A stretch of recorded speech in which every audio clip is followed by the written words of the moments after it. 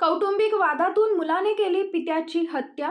जालना शहरातील गांधीनगरच्या आक्सा मस्जिद परिसरात असलेल्या मुलाने कौटुंबिक वादातून आपल्या जन्मदात्या पित्याची हत्या केल्याची खळबळजनक घटना समोर आली आहे। जालना शहरातील गांधीनगर परिसरातील शेख इब्राहिम हे चारचाकी वाहन चालक असून आज सकाळी ते आणि त्यांचा मुलगा शाहरुख इब्राहिम खान यांच्यात कौटुंबिक वाद झाला होता।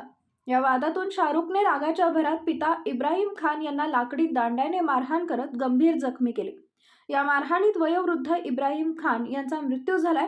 घटनेची माहिती मिळताच उपविभागीय पोलीस अधिकारी सचिन सांगळे, सदर बाजार पोलीस ठाण्याचे पोलीस निरीक्षक प्रशांत महाजन यांनी सहकार्यांसह घटनास्थळी भेट देत संशयित मुलास पोलिसांनी ताब्यात घेतले।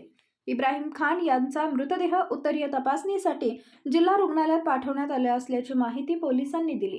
आज सदर बाजार पोलीस ठाण्याच्या हद्दीमधील आक्सा मस्जिदजवळ गांधीनगर या ठिकाणी इसम नामे इब्राहिम मुबारक खान वय 60 वर्ष आणि त्याचा मुलगा शाहरुख इब्राहिम खान वय 30 वर्ष यांच्यामध्ये भांडणाचा प्रकार झाला। या भांडणाच्या प्रकारामध्ये इब्राहिम मुबारक खान हे गंभीर जखमी झालेले आहेत।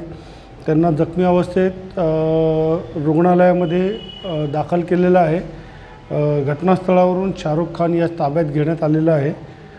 पोस्टमॉर्टम झाल्यानंतर पुढीलची कारवाई करण्यात येत आहे। ताब्यात वगैरे कोण होते? ताब्यात इब्राहिम खान यांचा जो मुलगा आहे शाहरुख खान यास ताब्यात घेण्यात आलेला आहे। तसेच त्याची पत्नी यालाही ताब्यात घेतलेलं आहे।